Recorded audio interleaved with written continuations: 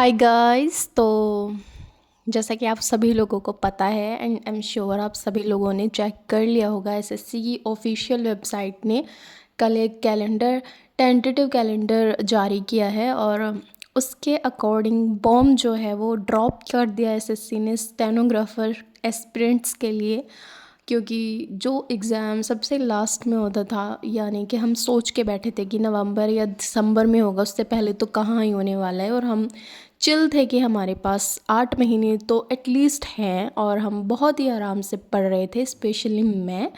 तो उन सब के लिए कल एक बहुत बड़ा बॉम्ब जो है एसएससी ने ड्रॉप किया है। और सबसे पहले अब फेज़ 13 के बाद शायद सबसे पहला एग्ज़ाम स्टेनो का ही होगा, जिसके फॉर्म भी जून में निकल जाएंगे।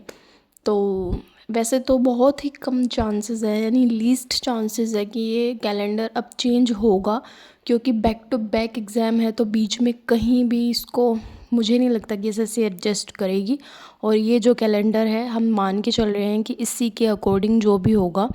तो अभी हमारे पास बचे हैं 3 महीने, और सबसे बड़ा क्वेश्चन फ्रेशर्स के लिए भी, और जो जिन्होंने अभी स्किल दिया उनको पता है कि उनका स्किल इतना अच्छा नहीं गया, उनको दोबारा तैयारी करनी है उनके लिए भी। क्योंकि कम से कम 4-5 महीने, दिसंबर में हुआ था लास्ट एग्ज़ाम, उसके बाद मुझे नहीं लगता कि रिपीटर्स ने भी इतने ध्यान से प्रैक्टिस की होगी, रिवीजन किया होगा। और ये कोई ऐसा एग्ज़ाम नहीं है कि आपने 4 से 5 महीने का गैप दे दिया और फिर आप 3 महीने में कोई ऐसे रॉक स्टार बन के निकल जाओगे। तो सब कुछ देख के चलना पड़ता है और बहुत मेहनत करनी पड़ेगी। आई नो हमें बहुत अपना, अगर हम कल 6 घंटे पढ़ रहे थे तो अब हमें दिन के 10 घंटे पढ़ना पड़ेगा। और जो फ्रेशर्स है, जिनको बिल्कुल कुछ नहीं आता, जिन्होंने बेसिक से बिल्कुल स्टार्ट किया, उनको शायद 12 घंटे भी पढ़ना पड़े।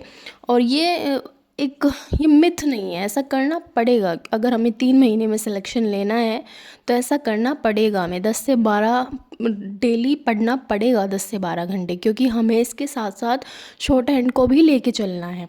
क्योंकि शॉर्ट हैंड के लिए भी अगर सीबीटी जल्दी हो रहा है तो जाहिर सी बात है कि शॉर्ट हैंड भी 6 से 7 महीने में हो जाएगा। तो अगर हमको डी भी निकालना है, ग्रेड डी भी निकालना है, तो उसके लिए भी हमें 6 महीने तो एक एवरेज बच्चे को मिनिमम लगते ही हैं। तो हमें दोनों सीबीटी को भी और स्किल को भी साथ ही लेके चलना है। तो हमारे ऊपर प्रेशर थोड़ा अब ज़्यादा बढ़ गया है। और यूजली सीजीएल और सीएचएसएल पहले होते थे, लेकिन इस बार स्टेनो हो गया, जो कि बहुत ही रेयर हुआ होगा, शायद कभी पहले, मुझे नहीं पता है। लेकिन जब जितना मैंने एसएससी को देखा है और जितना मैंने एसएससी के बारे में जाना है थ्रू यूट्यूब या एस्पिरेंट से भी, तो मुझे नहीं लगता कि आज से पहले ऐसा हुआ होगा कि स्टेनो का एग्ज़ाम पहले हुआ है। तो अब हो रहा है, क्योंकि आई डोंट नो ये अच्छे के लिए है या बुरे के लिए, लेकिन जो भी है हमें अपनी मेहनत कंटिन्यू करनी है, हमें और ज़्यादा मेहनत करनी है। और शायद इस साल हम सभी जो अच्छे एस्पिरेंट्स हैं, जो हार्ड वर्क कर रहे हैं, उनका हार्ड वर्क जो है वो काम आए, उनका सिलेक्शन हो, वो जल्दी जॉब पाएँ। तो अब आगे क्या स्ट्रेटजी है वो मैं उसकी वीडियो जल्द ही शेयर करूँगी, क्योंकि अब बैक टू बैक सिर्फ स्टडी व्लॉग्स ही आएंगे। और मैं कोशिश करूँगी कि बिल्कुल भी डिले ना हो, मैं डेली एक वीडियो ज़रूर डालूँ, चाहे मैं जो भी पढ़ रही हूँ। हाँ, थोड़ा ये होता है कि नहीं हो पाता कभी कभी, जब हम पढ़ रहे होते हैं तो बहुत सी बार ऐसा होता है कि हमने कुछ पढ़ा है और हमारा रिकॉर्ड करने का मन नहीं होता, या हमें याद नहीं रहता कि हमें ये चीज़ रिकॉर्ड भी करनी चाहिए थी।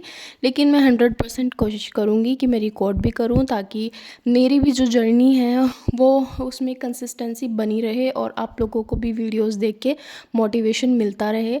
तो मैं नेक्स्ट वीडियो में ज़रूर शेयर करूँगी कि अब मेरी 3 महीने की क्या प्लानिंग है और मेरे एक्सपीरियंस जो भी हैं, क्योंकि मैंने लास्ट ईयर एग्ज़ाम दिया था, मेरे मार्क्स अच्छे आए थे, मेरा स्किल इतना अच्छा नहीं गया, उसके लिए मुझे अब दोबारा तैयारी करनी पड़ेगी, क्योंकि मुझे बहुत अच्छे से पता है कि मैं स्किल क्लियर नहीं कर पाऊँगी। तो मेरे ऊपर भी बर्डन बहुत है, क्योंकि मुझे स्किल के लिए भी अच्छे से प्रिपेयर करना है। तो चलिए मिलते हैं नेक्स्ट वीडियो में। एंड यही है कि आप सब मोटिवेट रहिए, बिल्कुल मत सोचिए कि मुझसे नहीं होगा 3 महीने में। अगर आप कोशिश करेंगे तो आप सब कुछ कर सकते हैं। 3 महीने भी काफ़ी होते हैं अगर आप मेहनत करेंगे डेली। और पढ़ने के अलावा अभी है क्या, 3 महीने दुनिया भूल जाओ, 3 महीने सब कुछ भूल जाओ, हमारे आसपास क्या हो रहा है। जो चीज़ें आज हो रही है 3 महीने के बाद भी वही चीज़ें सेम होगी। लेकिन अगर आप पढ़े नहीं और उन चीज़ों में आपने अपना ध्यान रखा तो 3 महीने के बाद आपको सिर्फ रिग्रेट होगा। और अगर आप उन चीज़ों को, आसपास की चीज़ों को भूल के अब फ़िलहाल सिर्फ पढ़ाई करेंगे तो 3 महीने के बाद जब आप अपना सीबीटी दोगे और आप उसको क्लियर करोगे तो शायद आप एक ऐसी खुशी जो है वो फ़ील करोगे जो आपने पहले कभी नहीं की, और आपकी लाइफ सेट हो जाएगी। आगे स्किल के लिए भी आप खुद को रेडी कर पाओगे। तो फ़िलहाल अपना ध्यान स्किल में भी 2 से 3 घंटे डेली दो। बेसिक करो, या जो बेसिक जिनका कंप्लीट हो चुका है प्रैक्टिस कर रहे हैं वो करो। लेकिन फ़िलहाल अपना ज़्यादा से ज़्यादा ध्यान सीबीटी की तरफ दो, क्योंकि सीबीटी ज़्यादा ज़रूरी है। तो ठीक है गाइस, वीडियो अच्छी लगी हो तो प्लीज़ इसको लाइक कीजिएगा, कमेंट कीजिएगा कि आप लोगों की प्रिपरेशन कैसी है, और आप लोगों ने कल जब ये रिज़ल्ट देखा तो आप लोगों को कैसा फ़ील हुआ। मुझे तो बिल्कुल भी यकीन नहीं हो रहा था। मैंने क्रॉस चेक किया। सबसे पहले मैंने परमार एसएससी सर का जो टेलीग्राम चैनल है वहाँ से पीडीएफ डाउनलोड किया था कैलेंडर का, और मुझे उस पर भी यकीन नहीं हो रहा था। फिर मैंने यूट्यूब चेक किए, सारे टेलीग्राम ग्रुप्स चेक किए, और मुझे फिर बड़ी मुश्किल से इस बात का यकीन हुआ कि नहीं ये सच है, और ये कैलेंडर सच में आउट हुआ है और एग्ज़ाम है स्टेनो का। तो मैं तो यकीन नहीं कर पा रही थी। प्लीज़ आप लोग भी अपना एक्सपीरियंस शेयर कीजिएगा और बताइएगा कि अगर आप मॉक दे रहे हैं तो आपका फ़िलहाल क्या स्कोर आ रहा है, आपकी प्रिपरेशन कहाँ तक पहुँची है। सब चीज़ें कमेंट सेक्शन में शेयर कीजिएगा। Bye bye guys.